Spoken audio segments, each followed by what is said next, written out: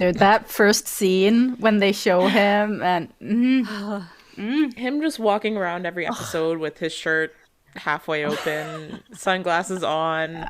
I would have Yeah. watched it without him ever saying a word.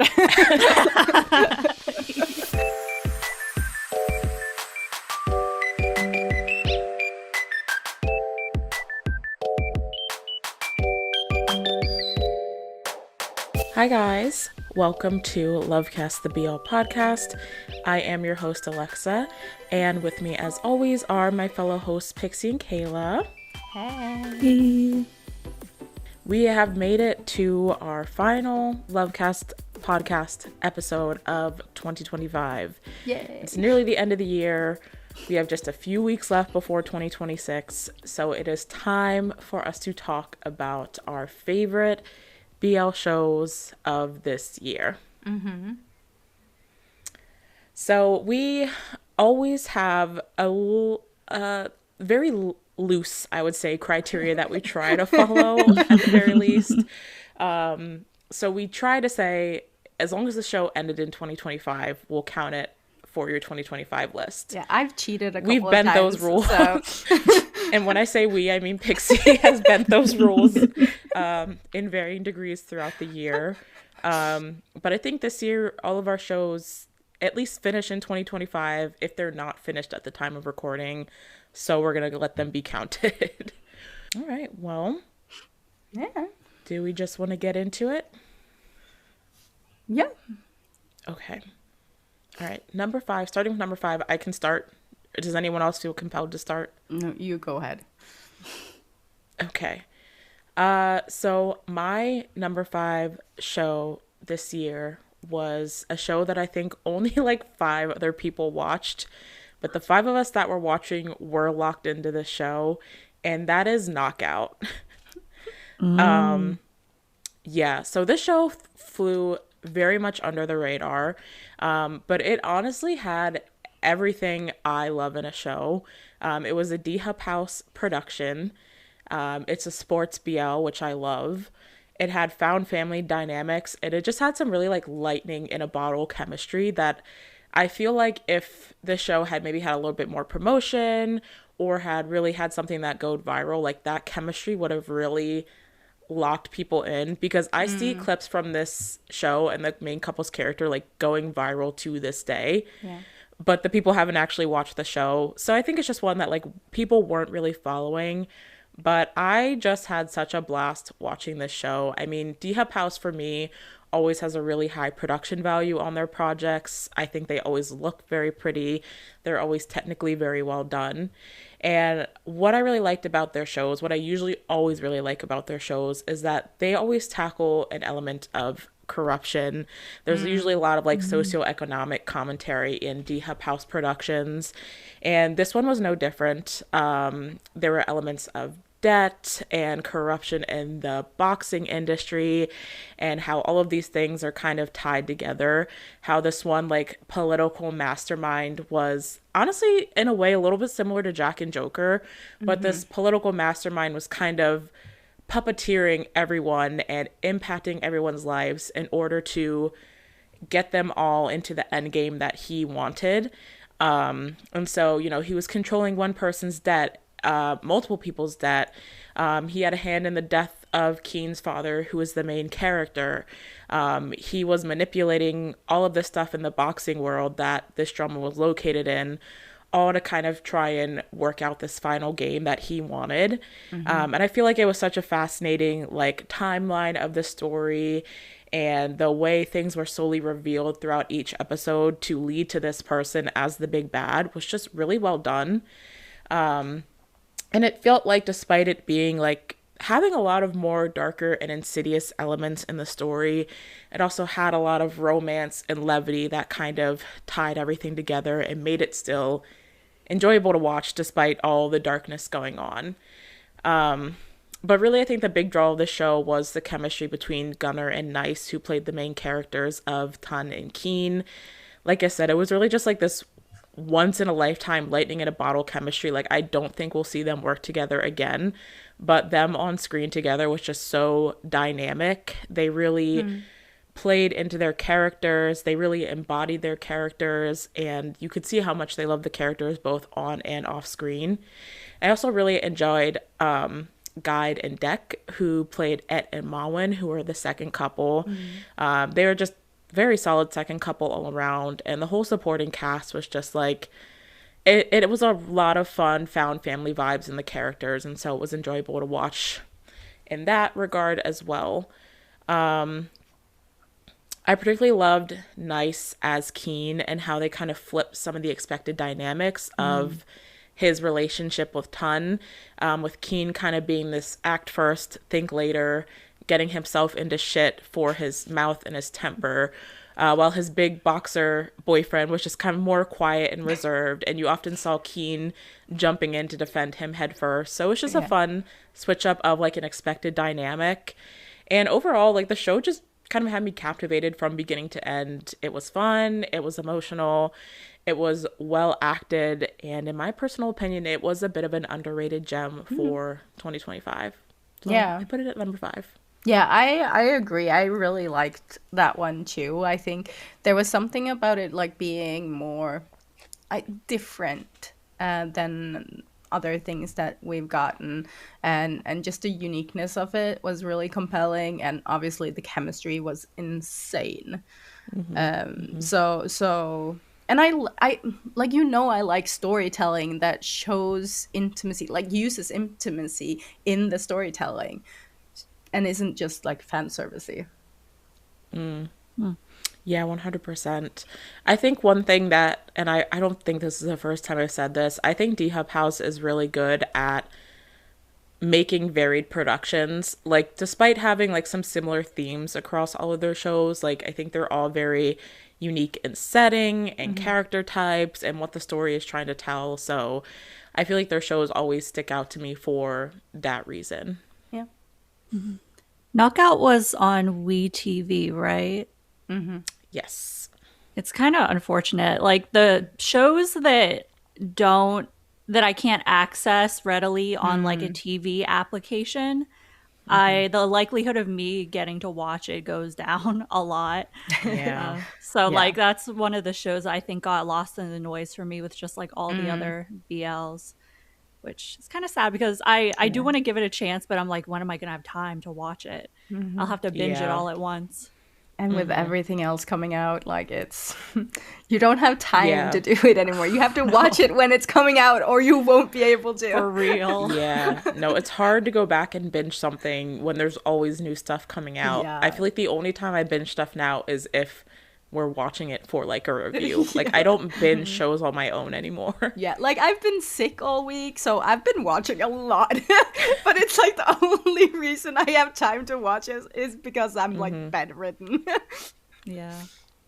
Okay, so I had a really hard time putting this list together because there's a lot of good shows, and there are a lot of good shows that I haven't put on my list because they were really great shows, but I wanted to put something that like resonated with me, like personally, instead of it just like being a great show. I feel that.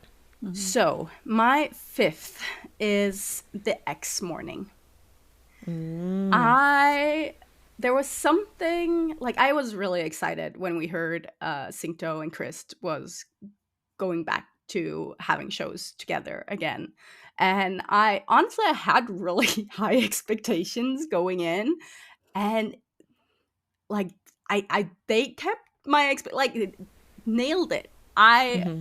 Every episode, it was so interesting. I think they had like basically a simple plot, but they did so much with that simple plot, and it didn't feel like a lot of things were happening that didn't make sense. Like everything had its place, and they weren't like filling the screen time with unnecessary plot lines or stuff like that. And I just think like Chris and Singto, they've grown so much since back in the Sodas days. Good old days. Yeah. They've grown a lot. They've acted with different partners, and they've just gotten to a place where they as actor have matured so much, and you see it so well on screen together. And you also see why they put them together in sodas. Like, they fit so well together and play off each other so well. And I'm obsessed. So I got, like, it's not, you wouldn't say like it's the greatest show ever, but it had such an impact on me when watching it that I had to put it on there, because it's, oh god, I just had so many good feelings. It was so good. Yeah. Yeah, no, I took the same like route that you did. Like the shows that I chose, some of them have a lot of great, like from a technical aspect are amazing, but like the shows that I chose really are the ones that just like stuck with me throughout this year. So I get that feeling. The X Morning, that was the one, like wasn't it kind of loosely based on like the Them. trajectory of Chris Singto's Yeah. relationship? Yeah. And It's then very just like made it into obviously like that fictional romantic. yeah, it was very obviously written because of their story as an acting couple. Yeah, That's yeah. So interesting. I think that's like a really cool way to kind of like pay homage, I guess, to their journey, and then also, you know, make it something fictional and enjoyable for the fans. Yep. Well, my number 5 was Reset. I think the soap opera vibes can be hit or miss in certain shows, especially if it's as melodramatic as Reset. But I personally think it worked out really well because the plot itself is so dramatic. Like, Armin's life is literally on the line, so it is that serious for him. And I don't know, like I really vibe with the Lacorn style of this series, I guess, where there's just always something wild going on every episode. The just twists and turns of it all, I guess. And something I really liked about this series is that Armin and Tata got together pretty early on in the series. So I feel like that's very rare with BLs these days. Like, we always talk about like there's not enough time at the end of the series to see them be together or see them be like cute. But this series, we got to see, I think, their love and affection all throughout, mostly, which was really nice. And yeah, it was just like I guess it was a nice change. Also, just the fact that like Pan and Pond are not an established ship. Just like I found their chemistry very impressive because I didn't know what to expect going into it, but they were just such a good matchup for as a pairing and as these characters. So I think that also, I don't know, it just, the chemistry was really good. And the emotional acting, oh my gosh, like this series is so emotional. And yes, the acting I think can be over exaggerated at times, but it's meant to be. Right. So like Pan and Pond, they match the tone of the series so well. I feel, you know, I've been like a fan of Pond's acting for years now, since 180 Degrees. I just always will think that he's very good at those emotional roles where you have to put a lot of, I guess, just intensity into the character, a lot on the line. And I think that they were cast really well again in this series. I'm not entirely sure if I would have enjoyed the series as much if it wasn't them in the roles, though. I will say that. Like, the fact that it was them, I think, added a layer of enjoyment to it. The story itself, I love. Like, the concept of a fan club admin basically ending up with the actor that they're a fan of is quite interesting. I think it's one of those things that could go very wrong, but luckily for Armin and Tata, it goes very right for them. I think in our episode about Reset, I mentioned that Tata could kind of be considered a stalker if you think about it, but the fact that Armin is like down with it, I guess that He's is, into it. yeah, he's into it. He's fine with it. He loves it. Um, but yeah, I guess I love the character dynamic of just like this rich kid who is watching this person who he idolizes from afar and like trying to secretly support him, but also continue to be like this faceless figure. It's interesting. I love the quintessential happy ending where like all the loose ends are tied up. Sometimes I like the open ending, sometimes I like the sad ending, but I thought that Reset had a very satisfying and also like a well-deserved ending and finale in a positive and negative way for some of the characters. I Yeah, I don't always care about like loose ends and stuff being wrapped up perfectly, but I appreciate how they wrapped up everything in the series. And yeah, I just felt like I felt very satisfied at the end of it. Like, I came out of it being like, this was a solid story. I love how they told it. I thought that everything was perfect, like the pacing. I really liked the editing of the series and all the storytelling techniques that they use, like the flashbacks, the cliffhangers, the transitions. Like, it was edited really well. It was written really well, and I love Tada's yearning. Like, I love the idea of like yearning for someone from afar. Like, I don't know. I feel like we've talked about this series a lot already, but Yeah. that's all I had left to say about it, I think. I just really liked it. I really enjoyed it. Yeah. Yeah, it's one of the shows that I really liked how they did the power dynamic because like Tada is like the rich CEO, but he isn't the one with the power. Like he is whipped Right. for Armin. So Right. it's just very interesting to see that dynamic sort of like turned on its head. And yeah. Yep. Yeah. No, spoiler alert, Reset is also on my list, so I'm probably going to be echoing a lot of what you said down the line here, but yeah, I agree with it all 100%. So, at my number 4 place, I actually put My Magic Prophecy. So, I was not sure what to expect with the show. Like, I was not super compelled by the pilot trailer and even the final trailer for this one. I knew I was going to at least give it a chance because I really enjoyed Jimmy and C. But I was not expecting to come out of it feeling as satisfied by it as I did.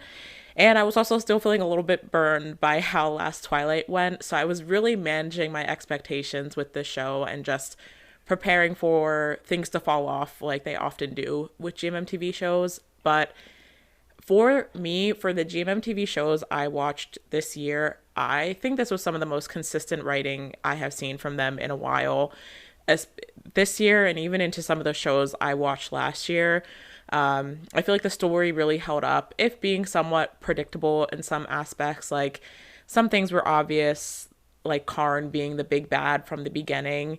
But despite being able to like read the story in some ways, I didn't feel like that took away from me enjoying watching it play out. And I found it engaging to kind of figure things out along with In and Top and kind of go on their journey with them. I feel like the story made sense all throughout. I didn't feel like they kind of had to jump through hoops to make things work or to, what's the word I'm looking for? Facilitate a happy ending in the end. Like it just felt very consistent, and that's a marvel from GMM these days. So I really wanted to give it its flowers for that. But I think the thing that really sold this show for me was Jimmy and C playing the characters of In and Top. To me, despite maybe not being the most out there show, like I think this is the best character work they've ever done. I know that's controversial because Last Twilight is a very emotionally heavy show, and so that often like lends to being, what's the word, what am I trying to say? Last Twilight is a very emotionally heavy show, so I think people often associate that with like better character acting, if that makes sense. And I think there Yeah. was amazing character acting in Last Twilight. I don't want to take away from that. But Jimmy and C in these roles just felt so natural to me. Like, I don't know, it just felt like they had really, it felt like they really stepped into like a new level of like their acting as individuals and like their chemistry together. Like, I just felt like they really melted into the roles, especially Jimmy as Top. He was just an absolute delight as this character. He was so fun to watch. His ad libs were amazing. And maybe it's because he was playing a doctor like he is in real life, but it just felt like this character was written for him. And I know people have been fan casting Jimmy and C in these roles since 2022. Like, it's been years. So maybe they've just, you know, had a long time to really hone in on these characters, but something about them playing these roles just felt so, it worked so well for me.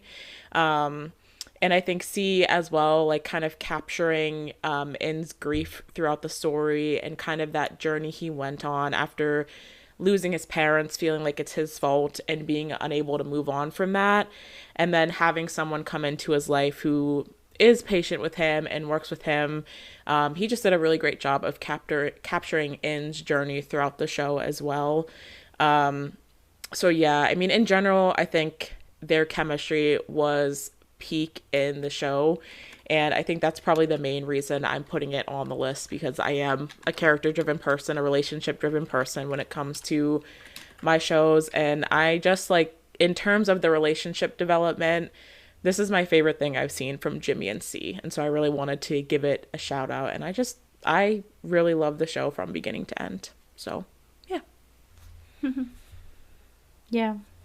I don't really have a lot to say about that one because I never watched it. I need to finish it, but Yeah. yes. Yeah, I get what you mean with the like emotional acting versus, I guess, like more low-key acting.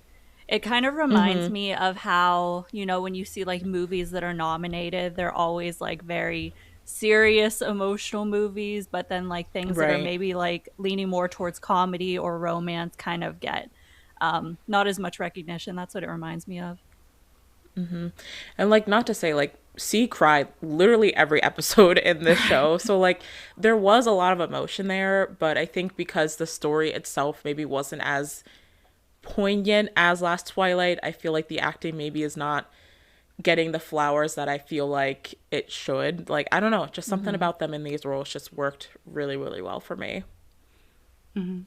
So on in my fourth place, I was contemplating if it should be in my top 5, but in the end, like, I just I'll explain. But I put That Summer in fourth place. So my thoughts about it was, first of all, Vinny and Satang did an amazing job. They're so naturally compelling together, and they have like this cheeky chemistry going on that is just like fun to watch. And it did help a lot that Mond was in the show. Mond is always at the scene of the crime. Dude, oh, I loved Mond as Peg. Like, he was so daddy in this show. I cannot explain to you how feral that made me. We all know how you feel about Mond at this point. Yeah, yes. And like Peng and Wood's storyline was really like domesticated and mature, and I really just loved how they paralleled Lava and Wave and Peng and Wood. Like, you have the adult mature relationship, and then you have like the more dreamy, youthful storyline. I love that. I am a sucker for anything that has like royalties in them, like royal family. Yes, I'm there. I really love P. JoJo's work. And I actually, when I started watching that summer, I forgot that he directed this show. But like the first like 5 minutes, I was like, "This is P. JoJo." Knew it right away. There's something about the way he directs films, like it edits, that really speaks to me, and I love to watch. So I was just drawn in right away. And I love how they incorporated like a small nudges of like fairy tale stuff in there, like Disney. Like they had the rose, this shoe that falls off, um, and Crown, and there was a lot of these like small nudges to Disney. And I know P. Jojo likes to do that a lot. I was gonna say he loves to do stuff like that. Yeah. But it's like, it's when you're watching and you find one of like the Easter eggs, it's just fun. It's just fun to watch. Um and I love the cast. I love Neo and Mint. They were so cute. They are so, like, they have good chemistry. And I just, yeah, I everything was just, it wasn't like I wasn't out there writing new novels of fan fiction or like got that urge, but it's just, it was so comfortable and fun to watch. And I it was one of the shows that this year I actually managed, like, I was waiting for it to be released every week. Because I've been like, a lot is happening, a lot of shows that are airing, so I haven't been like catching up with everything on the day that it's released. But this was like one of the shows that I was waiting for. So Yeah, when the show was announced, I was very interested because I know Jojo was talking about how this was a very different genre than what he's used to. You know, he was saying it's like more softer, more rom-com compared to his usual projects. And then when it came around, like, there's just so much to watch. I never ended up getting to it. I actually talked to Kim from And Chill about it in detail one day, and she was like, really, like, you have to watch it. So I do want to go back at some point. It's right up your alley. Yeah, like the aesthetic and like what I've seen, I know it's going to be something I would like. So when I have the time, maybe in the next couple of weeks when I'm on vacation, I can binge go back and binge some backlog shows. But yeah. Yeah, I didn't watch that one, but I keep only hearing good things about it, which makes me feel very tempted to watch it. I can recommend. Okay. We'll see what happens over our break.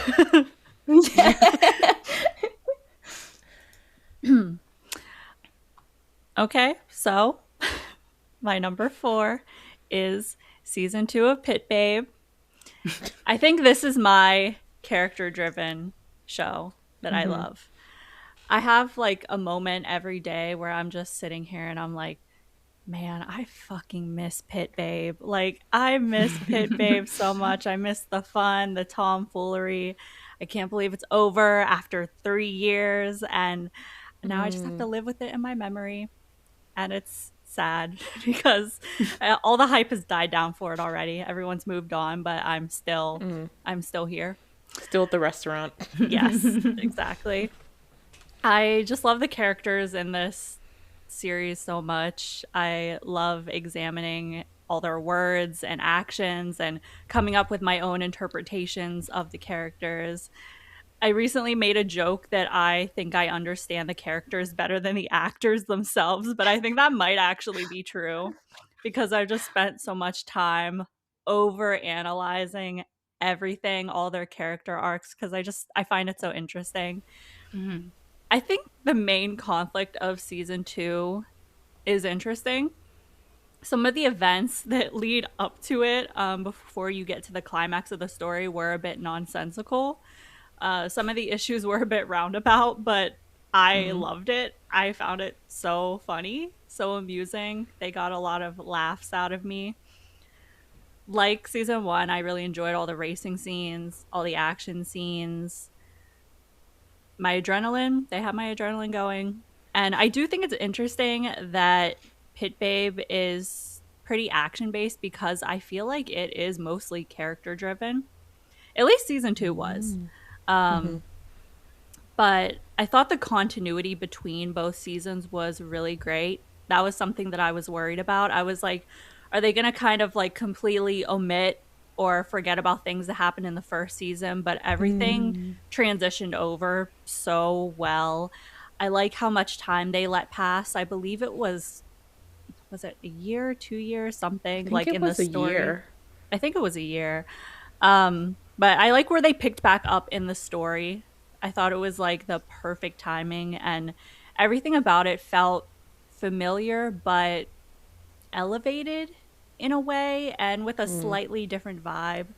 Like season 2 felt more immersive, and there was a lot more that I think was up for interpretation, if that makes sense. Like they didn't outright tell you or explain why things were happening or why people were doing things. They just kind of let you assume based on previous knowledge of what has happened in the past and like the characters, which I really liked as well because again, there's room for interpretation. But yeah, the character development was probably my favorite aspect of the season. It is not difficult at all to connect with any of the characters for the most part. Even the characters that I didn't really like, it was fun hating them. Like I loved to hate them. I loved to rant about them. I loved to just like rant with like the maybe 3 other people who still like this series. I loved ranting about the show every week. There was like I guess a community aspect to it too, where you just like ramble about this show that is ridiculous, but you all love it so much. Uh, and yeah, I also liked that obviously I could connect with the characters. There was a lot of like inner and outer turmoil going on with them, which again I thought what from a writing standpoint, I guess, was done really well. I think they all grew and changed in different ways for better or worse. And I did like the inclusion of the new characters. Like I did like the inclusion of Willie, even though he drove me crazy and I wanted someone to kill him the whole time. Uh, I liked the stuff that they included. I liked the not flashbacks, but what is the phrase that's like when they reference something that already happened? I can't think of the phrase. Callback.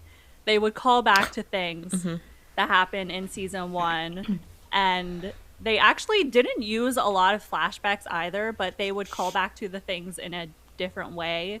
Or we would even see like a scene that we didn't see before. Like there's this one scene where Pete is looking at this portrait, the stupid ass portrait of Way he has on his has in his parlor or whatever, and then it flashes back to a scene of like Way writing him the sticky note that he's currently looking at, but like that's the first time we've ever seen that scene. So like it was kind of cool seeing things that I guess technically happened in the first season for the first time. But like we're happening off screen. Yeah, it was really cool. There was a lot of stuff like that too with like Kenta, like Way and Kenta had this meeting that we see for the first time where Way gives Kenta a key. I forget the key is for. I forget what it's for, honestly. There was a lot going on, but it was so fun. It was so fun. I love everything about Pit Babe, honestly. It's unserious. It's not like the best show ever. It's by any means, but I love it. It means a lot to me. I think it is. I think it is a great show, both seasons. And season 2, I really did enjoy. I ate it up. So that's that. Yeah. I always love and appreciate when shows, especially shows like Pit Babe that have a lot going on, don't feel the need to explain everything out in the dialogue and actually let the audience like use what they have in the past seasons and use their character interpretations and what's going on in the story to kind of, like you said, like make their own audience conclusions, whether those are right or wrong in the end. Like I think that's the kind of stuff that makes for good community in a show when everyone's kind of theorizing, like, you know, what these relationships mean or what these callbacks mean or whatever what's going on means. So I do think that's something that Pit Babe did really well in both seasons and is one of the things that like makes it fun to watch, because it's fun to figure out what is happening and what significance everything has. Yeah. Yeah. Okay. I had Reset at number 3. So I'm probably going to echo a little bit of what Kayla said when they were talking about it. But yeah, I mean, this show just had me locked in from the beginning. Like we said, for me, this was a nepotism show. I was going to watch it no matter what. But it ended up being just like a really delightful mix of like Lackorn story style and editing with really incredible chemistry between two top-notch actors, which, like Kayla said, I don't think any of us really knew what to expect from that chemistry and the duo of Pan and Pond. Obviously, we here at LoveCast know Pan. We have known Pan for a long time. That's bestie.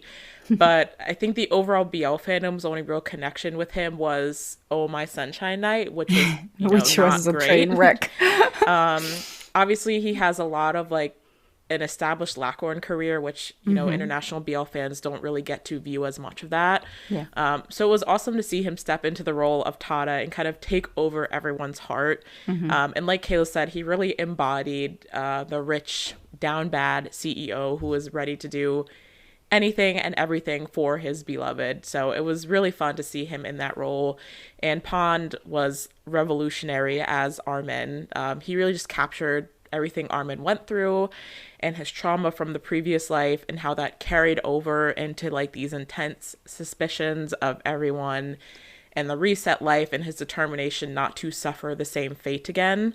So like him having like these kind of ridiculous outbursts where he would yell at people about like things they did to him in the previous life that they did not do in this current life, but like it worked because of what his character went through and he made it work as the character of Armin.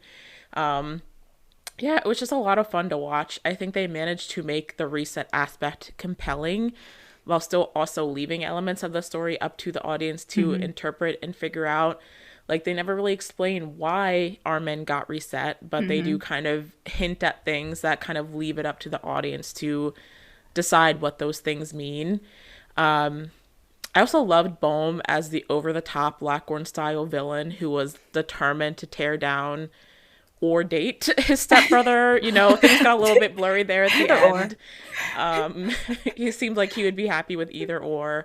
And also First as the evil TV rival who was willing to do anything to stay on top. Like, I think the cheesy villainry of them worked for the style of the show. Like, in any other show, I might have found it to be too much, but because this was a Lackorn style show, like, it was the kind of villain that this show needed.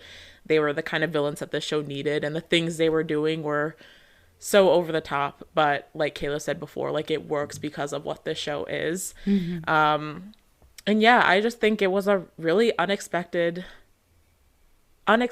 good show this year. It had high production, it had snappy editing, it had a top tier cast and really good chemistry that just truly brought it all together and made it something that stuck with me for a long time. And I'm really glad it ended up being something really, really good in the end, and something that a lot of people seem to share the sentiment of really loving. Yeah. I mean, we've talked about Reset a lot. Yeah. Yep. So if anyone wants to hear us talk a lot about it, we have a whole episode talking about Reset. So just go find it. Okay. So my third place is Perfect 10-liners. Pixie, the unexpected Jam MTV stand this year. For real. That's 3 Jam MTV shows. I surprised myself, honestly. But yeah. I kind of figured this would be on your list from how you've talked about it, though. Yeah.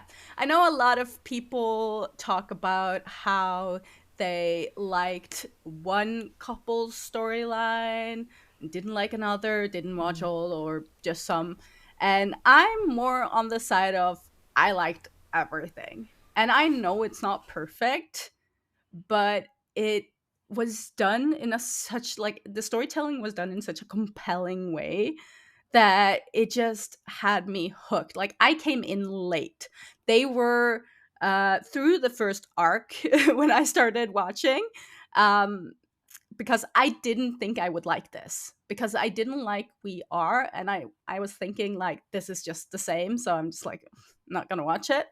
And I'm not like a huge Force book fan, but they sold me in this. I didn't. This was one of the shows that it didn't matter to me who the couples were. Like I wasn't watching it for the couples. I was watching it because they were telling a compelling story, and it was very engaging how they split it up so that you could just watch one part if you wanted. Like it's not connected in the that way, but I think I got more enjoyment out of it watching the whole thing. And it felt like it was never going to end in a good way. It was like having something good every week and just like feeling safe. Yeah. Mm-hmm. And it really also sold me on like Perth and Santa, and Mark and Junior were like very big surprise in a positive way. I just really loved how their characters were, and Ao Boom was like they didn't have a huge part in the show, but they like every time they were on screen, you were locked in on them. It was That's what they'll do to you. It was pretty insane. That's how they get you. Dude, I was not on the Ao Boom train before this. But this come on in, come made join me a me. believer. I'm there.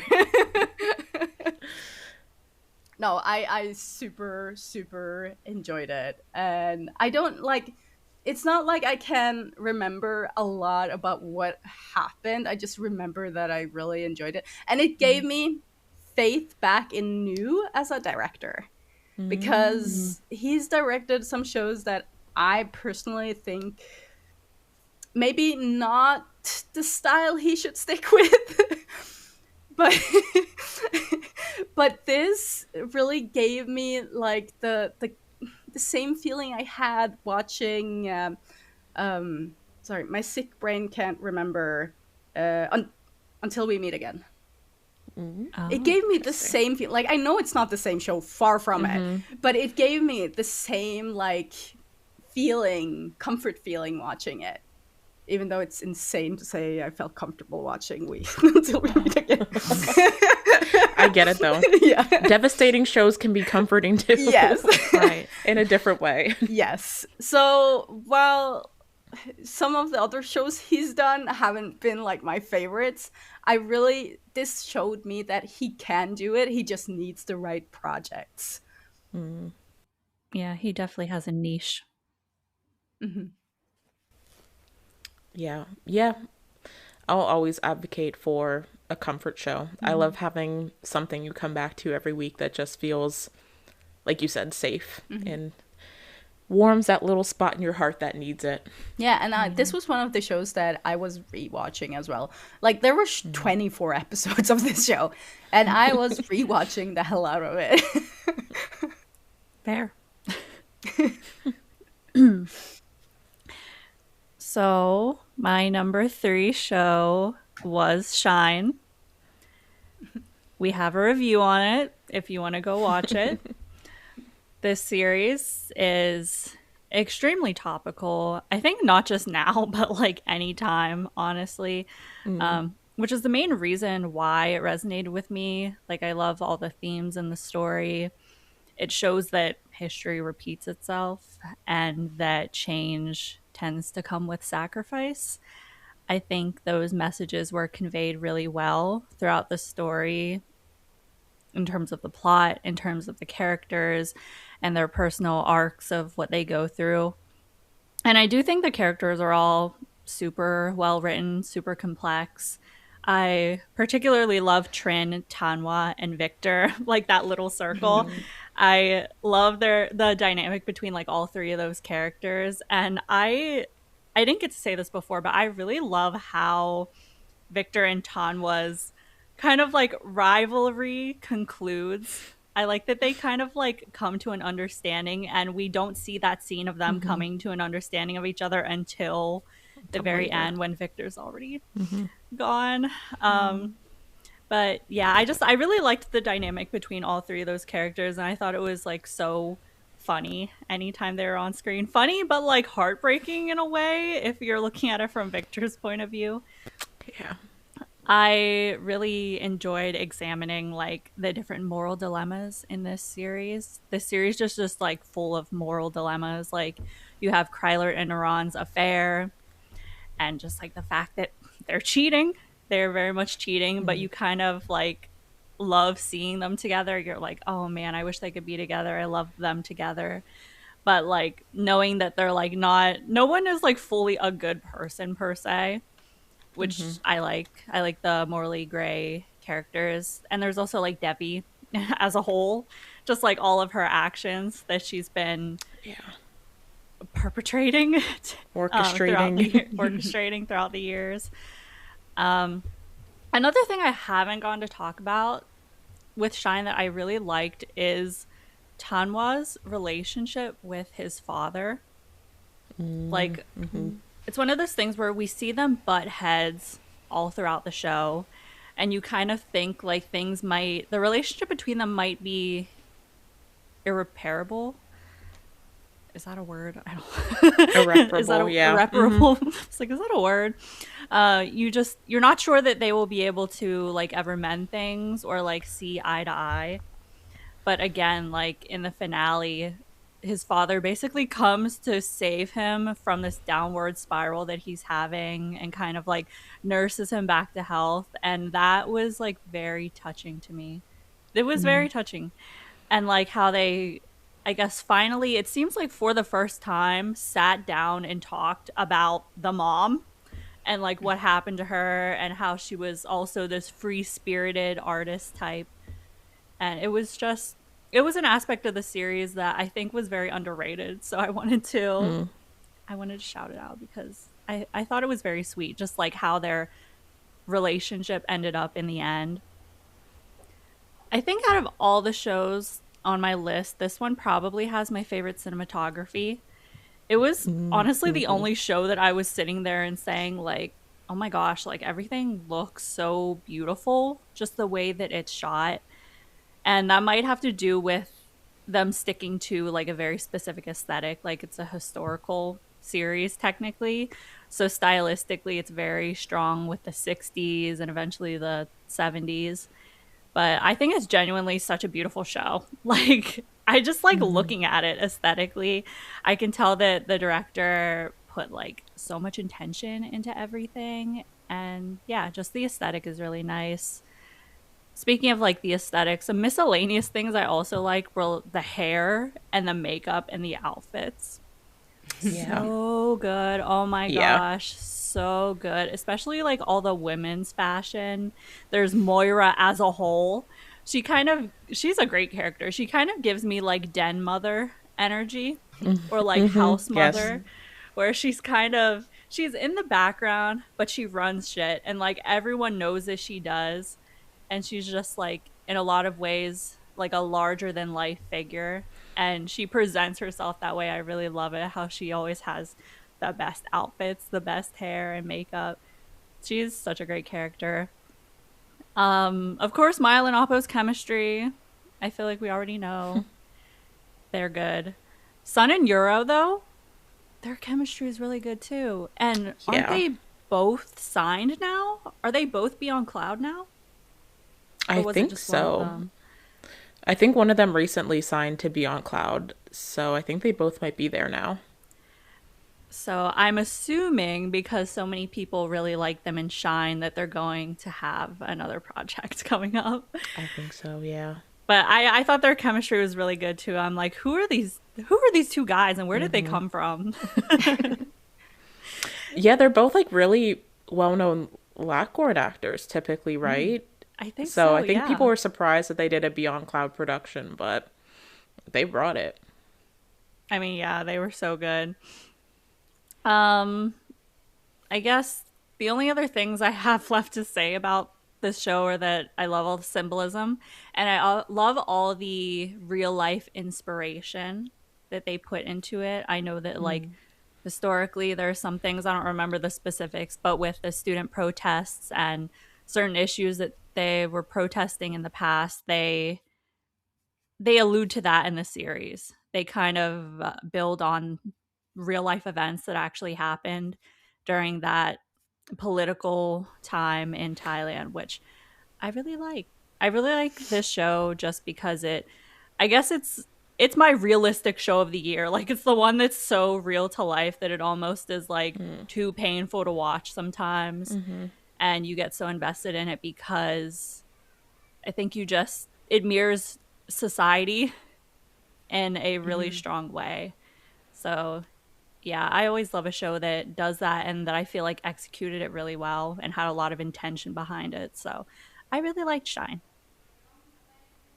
I agree with the realism and the connections to real life. It's not a show that I was planning to watch on my own, but I came out of it feeling really impacted by the political commentary and how much it could relate to real life. And like you said, I think that could be true of any time period that people might watch it in. And it'll still probably be true in the future that certain political elements just repeat themselves and will always kind of have that connection to real life. And I think that is something that made the show really special. Yeah. My number two show, I really hesitated. I was trying to put this show higher on my list because I think people are going to flame me in the comments for this, but it had to be Your Sky. I could not put this show anywhere but number two. I think people will maybe have something to say about putting the simple Damundi rom-com at the number two spot on my favorite shows of the year, but I don't even care. Like, for me, I feel like it's about the lasting impact that this show has had on me.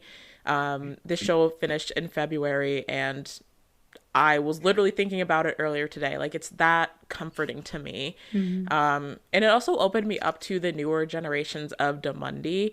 I didn't even really know the names and faces of any of the casts going into this show.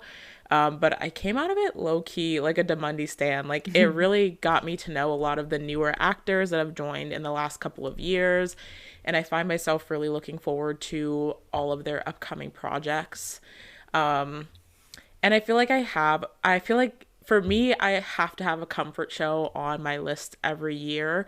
And this was that show for me this year. I still watch edits of it. I'm still reading fics. I still find comfort in going back to rewatch certain parts of this show every day, every couple of weeks. Like, I find myself being like, okay, I need to pick me up. I'm going to go rewatch like this particular scene. Like, there are certain scenes from the show that just always put a smile on my face. And I think having a show that brings you comfort and smiles and softness when real life straight up sucks is very important. And this show did that perfectly for me. And I honestly I love the earnest softness of the fake boyfriends to lover storyline that Fa and Rock had. It was really sweet. It was a little bit silly watching them kind of navigate that relationship timeline. But it nestled itself in my heart. And I love the kind of something you knew all along, but the reveal that Fa is someone who had an interest in Rock from the very beginning, at least. And kind of, going back and rewatching their interactions after we kind of get more of his perspective about how he's felt about Rock all along. It makes it a really sweet show. And it's not necessarily a plot that rewrites history, but I don't think it needed to be, because it's another one where the characters are what made it special. And Thomas and Kong as Fa and Rock are really a big part of that. I think it was a really great first couple role for them, I will say, because I know Thomas had at least been in some projects previously as a support character. And I think it was a good first show that really set them up to continue to grow with their future projects that they have, like Magic Lover and Unknown Lover, all the lovers in the title. All the lovers. So, yeah, I really liked watching their love. It was sweet, it was simple, and it's just the kind of show that it's like one of those shows that gives you the little butterflies, it gives you the giggles. I like having Yeah. shows like that on my watch list at all times. And obviously the OST bangs. Only One was one of my top songs of this year. I personally think it was likely in my top five, but Spotify just was a little bit wonky with the numbers.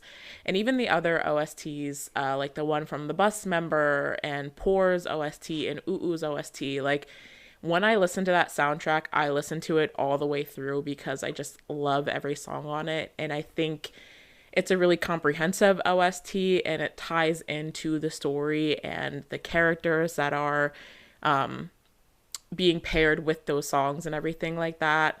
And yeah, I don't know. I just delighted in this show from start to finish. It wasn't necessarily perfect. Like maybe the acting was a little bit green sometimes, or you could predict certain elements of the plot, but I don't know. It was a really important show for me to have in my back pocket and to be able to return to it on particularly bad days. And like I said, just kind of have that comfort to go back to. It made me smile a lot this year. And for that reason, I put it at number 2. Yeah. So yeah, I'm a Your Sky enthusiast through and through. Yeah. Your Sky, I think, would be one of my honorable mentions this year. Like I found it really cute too. It's another one where I feel like it's just a solid story.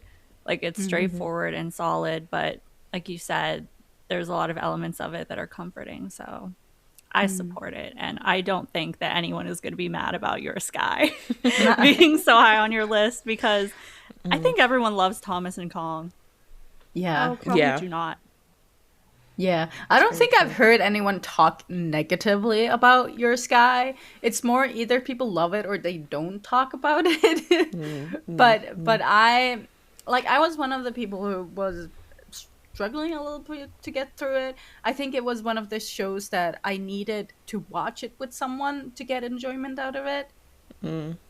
So when I was watching it alone, I just couldn't focus because my brain was going in all of different directions. I might have some sort of tism.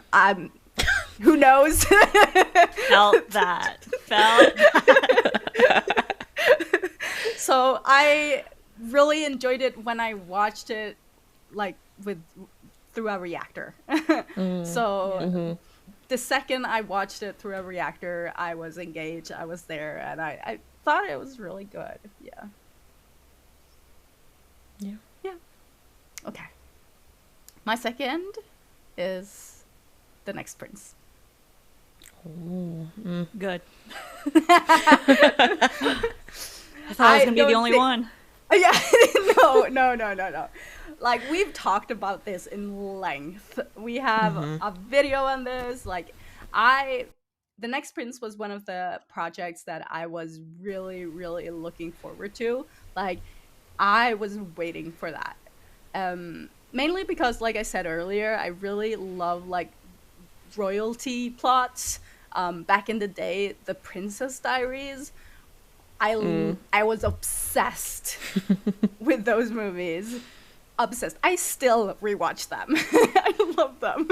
So having this BL come out that has some sort, like, some of the plot resembles, and it being a BL and it being like this huge production and them creating a whole ass world.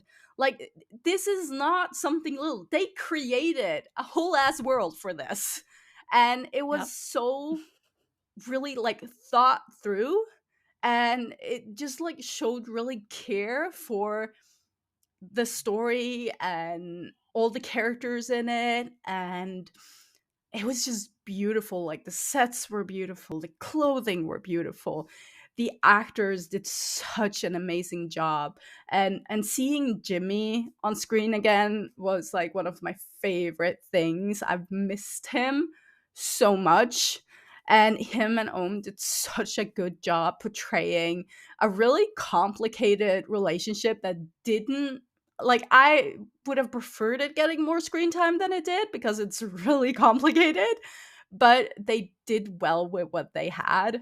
Um, the only negative thing I had about the show was really like the development of Net and JJ's characters.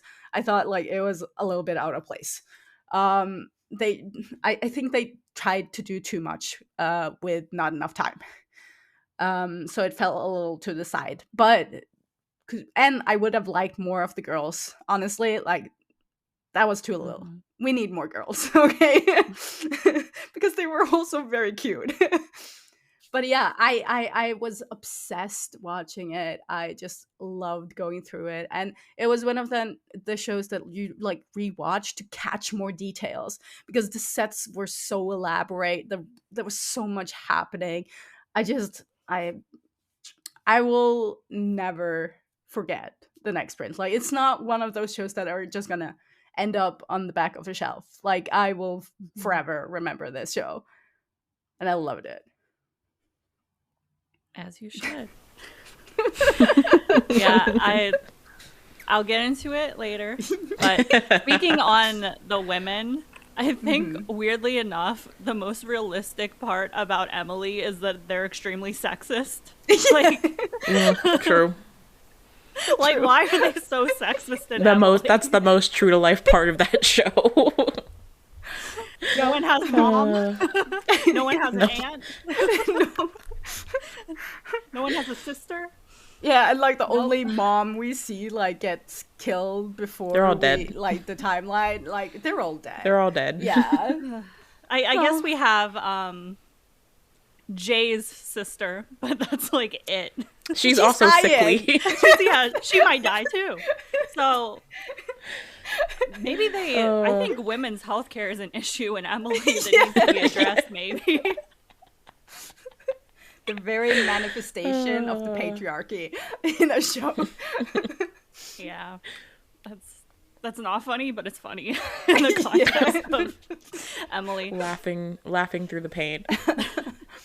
Yeah. But we'll get into more later. Yeah. On that. Okay. So, my number 2, I think is very predictable. Chemjira. Chemjira, like, I don't want to say that I knew it was going to be high on my list before it even aired, but I kind of did. I just had that intuition. Chemjira is like everything. Not even like, it is everything. I fear no one is topping the success of Chemjira anytime soon. Kang Namping walked into the Mandy office and said, I want to make history. And they did.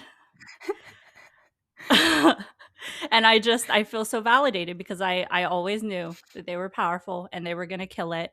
And I'm just so happy that they got this series to showcase their abilities in. It's like the perfect fit for them. I like that this series is oddly educational. I learned so much in terms of superstition and culture and history. And that is really cool because I love collecting knowledge, like a little knowledge gremlin. This, I think, is definitely the best supernatural BL I've ever seen. I think I would even go as far as to say that it's one of the best pieces of supernatural media I've ever seen. Wow. Like, the buildup of suspense is just so good. The ghosts are so creepy. The jump scares do their job. I didn't feel like any of the spooky elements or the tropes that they used were overdone or cheesy. Like, I think they utilized everything at the perfect time, in the perfect amount. It didn't feel like I was just like watching a lot of horror movies these days are honestly just like jump scares after jump scares. Yeah. It didn't feel like that. There was like more intention, more thought that went into building up the suspense in the series, I guess. This is another one that I think the casting is amazing. Of course, Kang Namping. After watching Ton and first one in this series, I'm gonna have to tune into their upcoming one. Like they Yes. completely won Well, me yes. over. Completely won me over. I really like their dynamic together as actors, and these characters again, I think they were like the perfect fit. Like the perfect fit they could have possibly put in there. I also think Namon as Pong and Net as Kachen was perfect too. Especially Net as Kachen. This kind of like douchey, this douchey rich kid. Net is so good at playing that type of character. And yeah, he just brought so much comedy to it. I ate both of their scenes up, Pong and Kachen. I think my favorite casting choice in the series is Jan.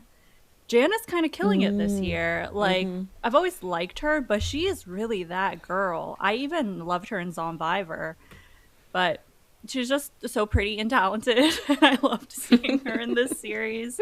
All the flashback scenes, I was just like, wow, blah, blah, blah. Upper Blah, name, blah, place blah. name. She, she's so pretty. She's so pretty. I love her. And she's so talented.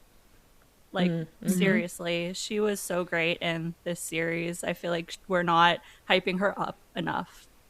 So I wanted to do that. Of course, a reincarnation past life story is always going to get me. Two people who are destined to be together. Love that. The generational curse. I love that. I love the theme of revenge and the themes of motherhood and spiritual healing, breaking the cycle of generational trauma, but like in a supernatural sense. Yeah, it's interesting. I really like it. I also love the progression relationship between both of the couples. The slow burn drove me crazy, but like in a good way. Like I didn't feel like it was like too drawn out or anything. I felt like it was just enough. Like the tension between Kem and Paran is simmering the whole time. It's simmering below the surface, and I really liked seeing Paran have this inner dilemma, this inner turmoil about like going against like his Buddhist teachings and like what he knows as a shaman versus his feelings for Kem, his improper thoughts about him. Just like that feud that he's having, that war that he's having within himself about it. Yeah. And just like seeing it manifest in him kind of, how do I describe it? It's like there's something about like seeing a person who is usually really good at holding their composure and is really like put together well, slowly losing their composure. Yeah, it's so good. Yep. That's one of the reasons why I loved Sharon in The Next Prince too, because it's like, obviously you're like, it's like we're not meant to be together type of thing. And then you have like this person who usually has everything together, has all the answers, just kind of faltering a lot, hesitating a lot for the first time. And I loved it. And I thought that Kang was the best shaman they could have possibly. Kang was the hot shaman. The hot shaman that stole everyone's hearts. Dude, that first scene when they show him and him just walking around every episode with his shirt halfway open, sunglasses on. I would have watched it without him ever saying a word. Oh my god, yeah, I was definitely giving eye candy. I still don't really understand why his shirt is like, he has like 2 buttons buttoned on his all shirt. the way down. Oh yeah. Is that necessary? Probably not, but it keeps the ghosts away. For us, it's necessary. Yeah, he's showing a tasteful amount of the goods. Tasteful cleave. But yeah, this is another series that we've talked about so much. We have our whole Halloween episode about it. So I feel like I already covered a lot of the stuff that I loved about it, and I'm sure others will have, I think others will maybe have something to say. Maybe not. But yeah, I love a supernatural show. I love the cast of the show. I love the production value of the show. It just all came together to, yeah.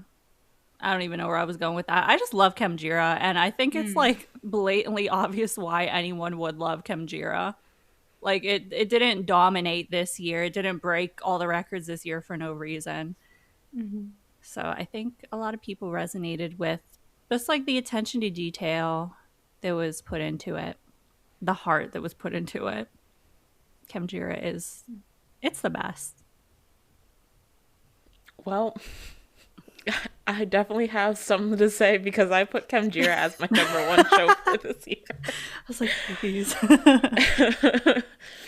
Yeah, I mean, simply put, it was a masterpiece. And once again, I'm probably going to reiterate some of the stuff that Kayla already said, but I mean, from production to storytelling to effects to makeup, chemistry, both romantic and platonic, this show gave everything, and there was a reason it was inarguably the biggest BL phenomenon of 2025, probably the biggest one in the last couple of years, I would say, both in the BL fandom and with the general public.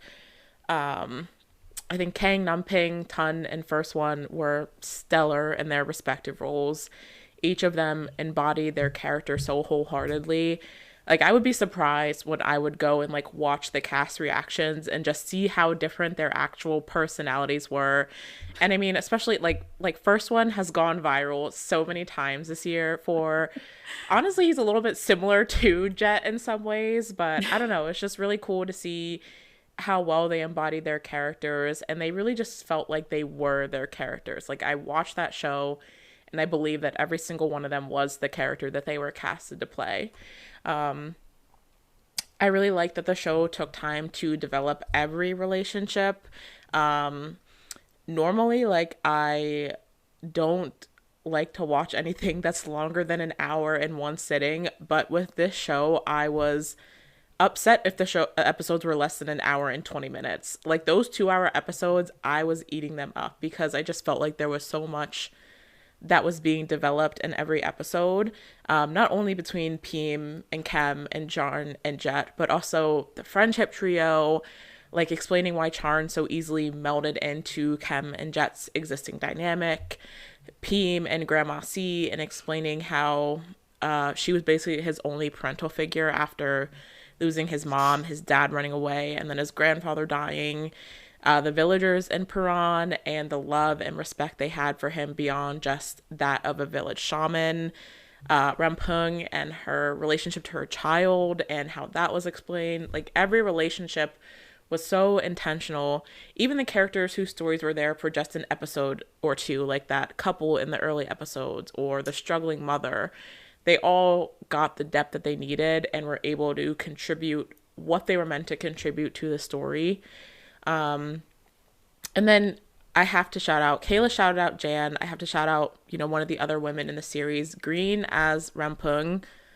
Yeah. Absolutely incredible. The way her narrative built up for all of the prior episodes into that reveal of the depth of her rage for the loss of her life, the loss of her child's life, especially in that 9th episode, was absolutely incredible. She was an incredible, I don't even think you can call her a villain, because I don't think she was a villain, and I don't think that's the narrative that the show wanted to push either, that she was this big bad entity. Like, I think they told the story that they needed to tell with her and were able to bring empathy and understanding to her character. And the show would not have been what it was without her tying all of this narrative together. So I think she also gets a shout out. Like, the women in the show, from her to Jan to Grandma C, like, there were not an abundance of women in the show, but I feel like everyone who was there was super impactful, even like the smaller supporting roles. For me, I was already on the Ton First One train before Kemjira. I had randomly watched their like vertical series that they did one day.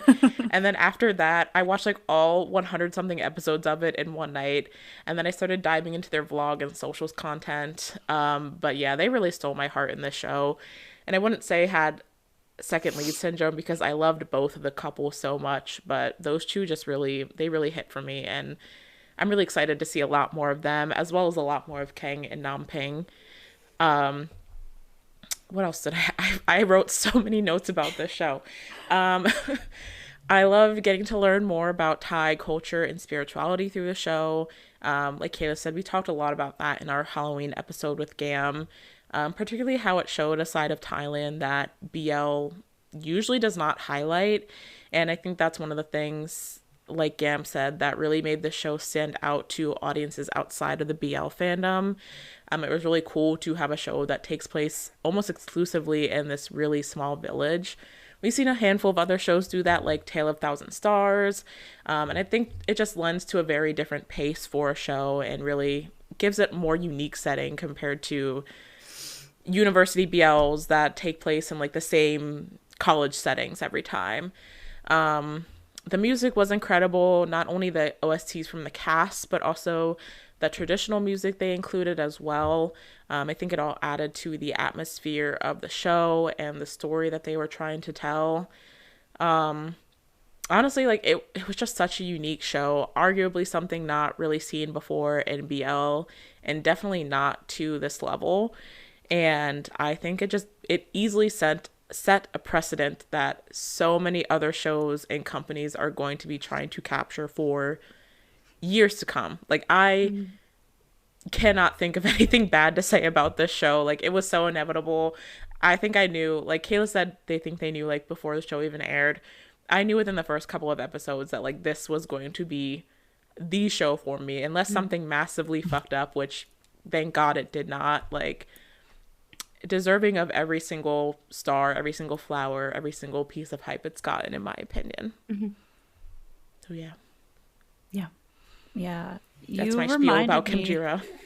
Yeah, you reminded me of something else I don't think I ever got to say, but I love the opening sequence of Kimjira. Like I love the opening. The song is so catchy. And I just like how, well, I guess I don't really like whenever shows use clips of the show as the opening. For like So the spoilers, yeah, I really like that Kimjira actually shot an opening, filmed an opening with all the characters. It's so good. That was like, sometimes you skip the opening, never skip the opening. Sometimes I would replay the opening. But yeah, that I made feel me like it think just of that. built the atmosphere from the very beginning. Like that opening just brings so much atmosphere from the jump. Yeah. Yeah. Yeah, I agree with everything you guys said, and it was like a really great show. I have something else in my first place. And I mean, this is going to be a surprise, but not a surprise at the same time when I explain it. So my first place is Heated Rivalry. Interesting. Listen, it is not done yet. There's 3 episodes out. It will be done by like in December. So that's why it's on the list now. I am obsessed. Like this show was practically written for me. This is the amount of yearning and tension that is in this show. It is insane. And it's just like, I love it. And it's not like, yeah, you can say that like bubble butts are nice and it's steamy and all of that, but that's not why I love it, okay? I love it because of the amount of storytelling there is within the intimacy. Like these two characters, Ilya and Shane, how much they're saying by not saying anything. This is like their story isn't spoon fed to you. You need to think, you need to watch, you need to pay attention what they're doing and what their bodies are saying. And they've got such a interesting dynamic because like Ilya has this like he's like the playboy and looks at sex really casually, and then you have Shane who's really unsure about himself. He has this perfect life, but he doesn't know like who is he with his sexuality and all of that. And it's just how they're mirroring each other in these complete different situation, but still has like the same amount of like yearning for each other. And I just love how the director has told the story that happens over like a big, large space of time, and managed to do the time jumps and still have a cohesive story. And the chemistry is amazing. The actors are amazing. Like the fact that Connor learned Russian for this when he isn't Russian is insane. And it's just, I love how they put French and Russian in the show. They didn't like Englishify everything.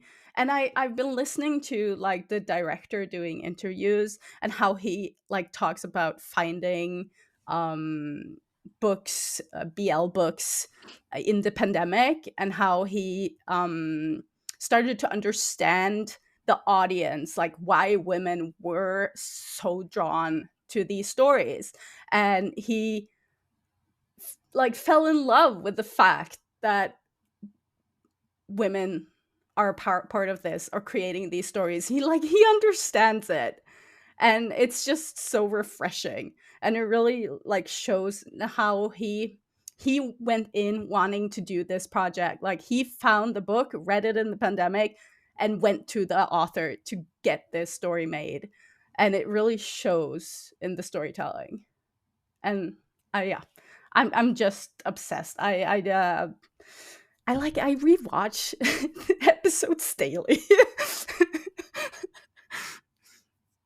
But the only like shitty thing here is that it doesn't air in Norway at all. So I am not watching legally. Does anything air there? No. It's depressing, but I will say like the UK doesn't have it either, so it's not a lot of places get this show. It's on HBO for America and like 2 other countries, and Crave in Canada. But yeah, I mean it wasn't even gonna be aired in America until like a week before the show started or something like that. So the airing rights are pretty limited with that one. You said your show was going to be one that hadn't finished yet this year. I don't know why I did not expect it to be this one. But when I think about it, like, yeah, of course, like you said, it's a show written for you. Yeah. It's exactly up your alley. Yeah, 100%. And I just, God, my thought went right out the door. What was I saying? Yeah, no, I'm just so impressed by how everyone that I've seen have handled this show. Because like on social media and stuff, there, like I haven't seen like a lot of, usually when you have these gay stories in Western media that comes out, and it comes out that it's like written by a woman and it's read by women, and you get a lot of backlash from people. It's been there. I haven't seen it. It's on yeah, because you're not on Twitter as much anymore. No. But it's on Twitter. The discourse on Twitter. It's not on TikTok. There, but... Well, at least not on my FYP. Yeah, no, I'm. But the thing is, when you have like the director like very loudly saying how he thinks this is amazing, then it's great. Yeah. I did not know that this show was a thing until I saw the discourse about the Western/Asian BL come up again because of it. Too. Oh my God, please. That's how I found out the show existed. So I still need to tap into it. But again, it's another one that everyone's loving. So definitely will be watching. I will make this clear. I do not have this at the top of my list because it's a Western gay show. It's because I like the storytelling in it. I like the intimacy. Like, it's just up my alley. And I think, like, comparing Asian versus Western is stupid. It's just, they're just as good, all of them. Like, it's just different styles. Like, it's just stupid. But yeah. Yeah, it's a never-ending discourse. Well, It's time, Kayla. it's time. So I can't even convey to you how happy I am, Pixie, that you said The Next Prince, because at this point I'm used to getting so much shit for liking The Next Prince. You say you love The Next Prince and people will dare. jinja kill you. They will kill you. I will say this, like, anyone who says that, like, they think badly about someone liking The Next Prince, they are biased because they don't like the couples. That's it. You cannot 100%. objectively say to me that The Next Prince is a bad show. You're not being objective in that. 100%. It is jealousy. Anyway. I was Y'all are gonna have our apologize. comments on fire. I don't Hey, care. we welcome the discussion. Just don't be a dick about it. So, The Next Prince is elite in my Xenonu pilled brain. I just finished, I say just, but maybe like, I watched it like the day it came out. I watched the hidden cut that they released of the show. It was very interesting what they decided to like cut out and what they decided to keep. But again, I've been watching the show with my mom now, so this is like my fourth time watching The Next Prince. And it's just it's interesting to get someone else's commentary because I have been so like in my own bubble with The Next Prince. I haven't really known anyone who enjoyed it and who wanted to talk about it, so it's interesting hearing someone's commentary. But yeah, every time I watch The Next Prince, which is pretty often throughout this year, I love it more and more every time. I pick up details still that I completely missed before, and I'm like, that is actually so good. How did I not notice that the first time around? I keep having moments like that even when I rewatch the series. Like Pixie, I love a royalty BL. This one is the royalty BL of my dreams. It literally plays into every single thing I love. There's the bodyguard trope, forbidden love, defying and reframing societal expectations. You have a fight for the crown, a fight for power, and generational trauma, and so on and so forth. Like there's a lot going on. I really love the strong aesthetic of the series and the artistic vision that went into everything, creating everything from like the furniture to the music to the actual art pieces in the show to the wardrobe. I love that everything was so grand. And as I think we touched on before in our episode about The Next Prince, they use the budget well. The budget was used. Everything is so elaborate. Like you said, Pixie, they built an entire world from the ground up, which is pretty crazy. Has been very unheard of up until this point for Thai BL. I think The Next Prince and Kimjira are really changing the game when it comes to just like production budget, production value, and people are taking notice of it in a good way. Another one where I love the casting. Obviously, there is Ninu as a prince and Z as a royal guard, which is almost too much for my brain to even handle. But I also think Jimmy was the perfect Ramil. Yeah. And Net was the perfect Calvin. But especially Ramil, when I think of Ramil, I think of Jimmy. It's one of those things where like he is that character, he embodies it. I could not imagine anyone else in that role.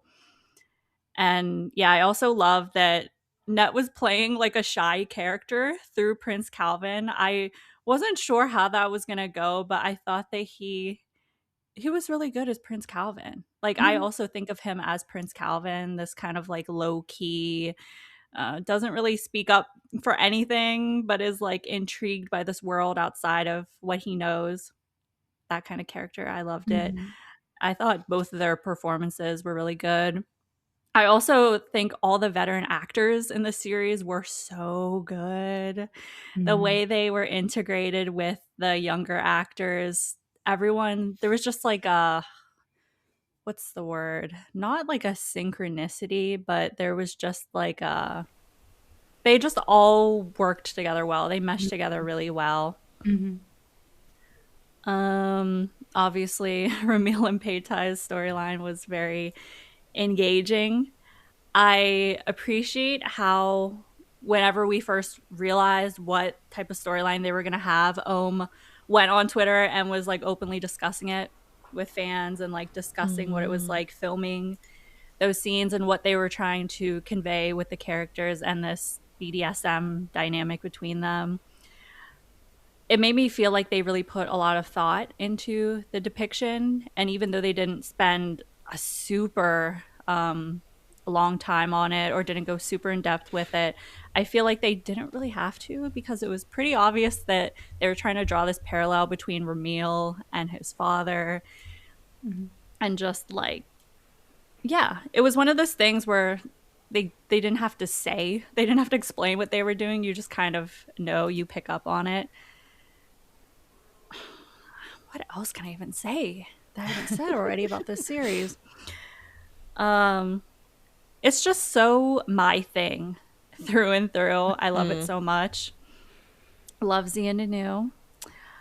I'm very excited to see Jimmy and Ohm and Net and JJ in their upcoming projects now. Like, similarly to Ton and First One, like this series completely sold it for me. Sold those two ships. And I am really excited to see more of them in the future.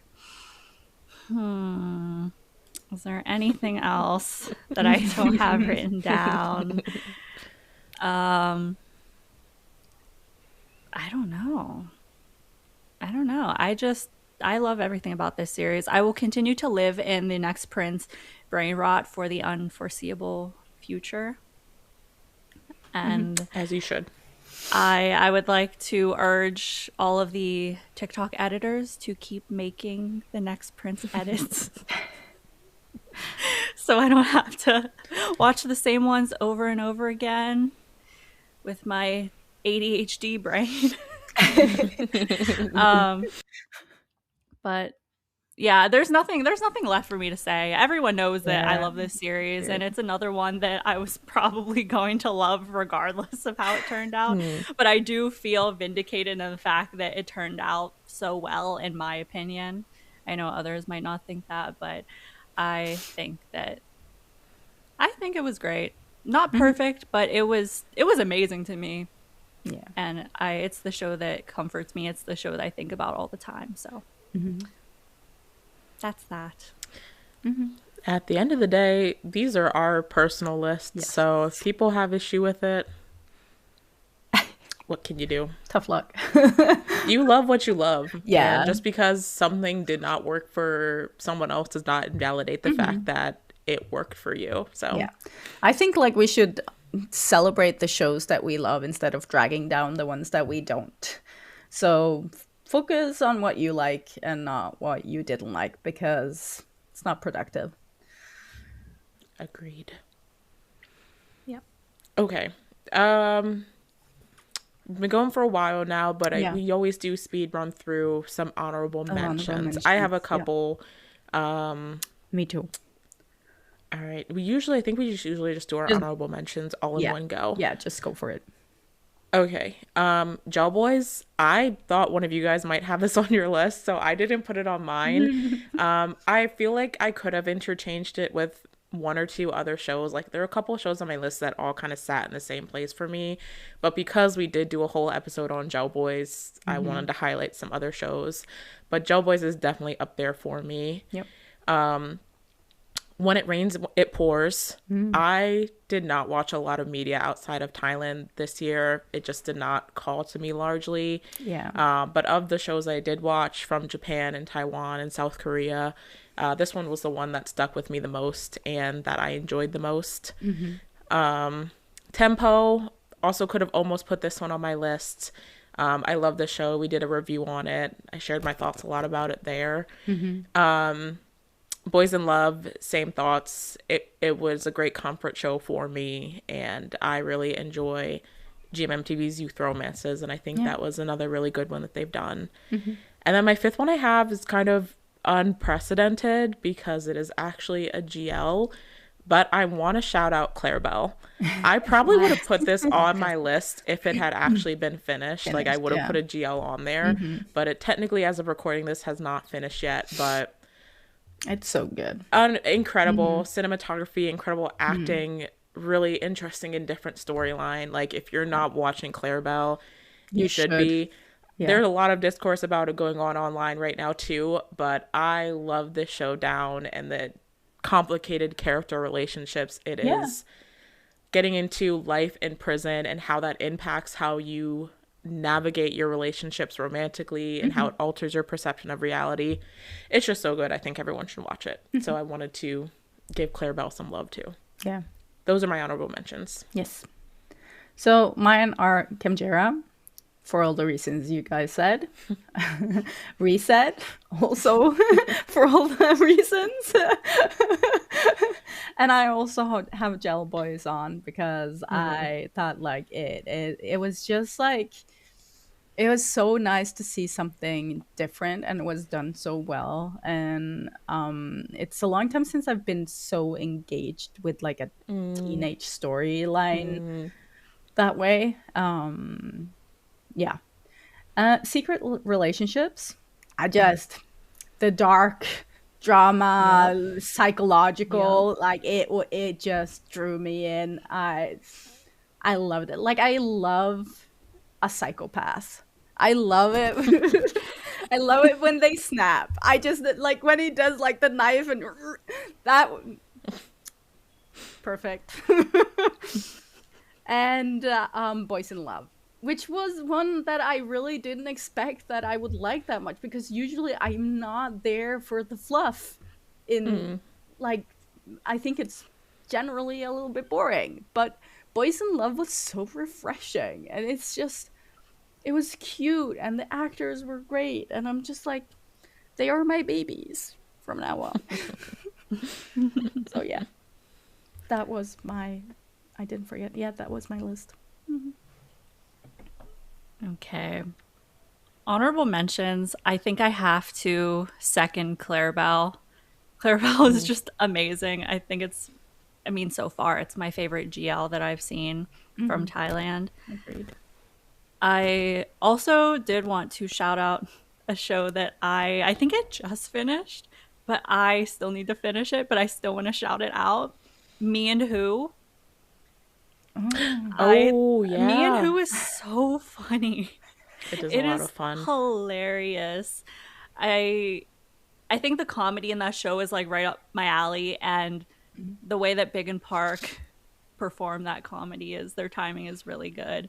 And I think the show is well written. What I've watched of it so far, I do need to finish it, but I do think it's enough to count as an honorable mention. And then the last one I am going to shout out is, I think I was like the only one watching this show, but Max Nat's show Suntony. From, it was a Copier Bangkok show that they were featured in. Again, like another really funny show. I'm a fan generally of Copier Bangkok, like their production style, their editing style, their directing.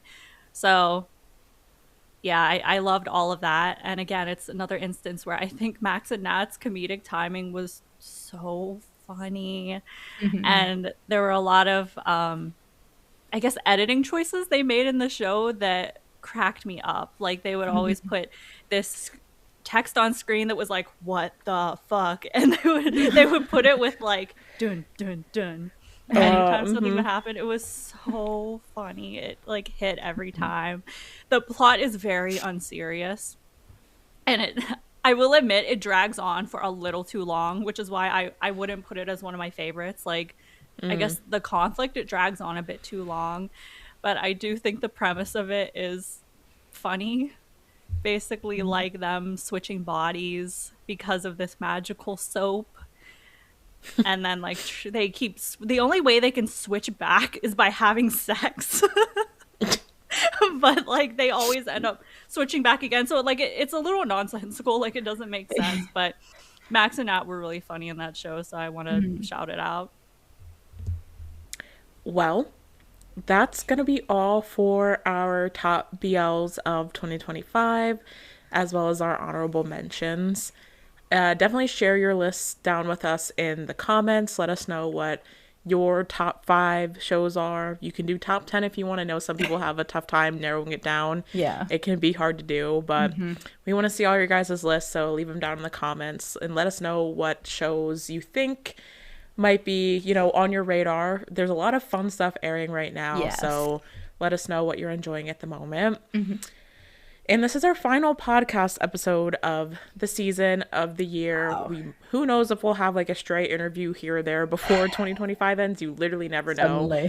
But for the podcast, we will not be seeing you again until 2026. So it's been another big year of the podcast. Yeah, man. We've been doing this for a long time. Yeah. And somehow we're still growing, which is crazy and not very common. So thank you for another fun season. Thank you for all of the episode suggestions and all of the engagement and the discussions. Let us know what kind of stuff you want to see from us next season. If there's any topics, episode formats, all that kind of stuff. We're always looking to bring new ideas in to kind of keep things fresh. So if there's anything you want to see from us, let us know. But otherwise, make sure you liked, make sure you're subscribed if you're not already, and share the episode with your friends, because we want to hear everyone's top BLs of the year, so bring them on over here. That kind of stuff also really helps us out with the algorithm as well. Yes. You can find all of our socials down below. You can find a link to our Discord server where we hang out. You can also find our Patreon, where you'll get a lot of exclusive content, early access to our reviews, information about upcoming interviews and guests. That's also another great way to support the show if you're interested.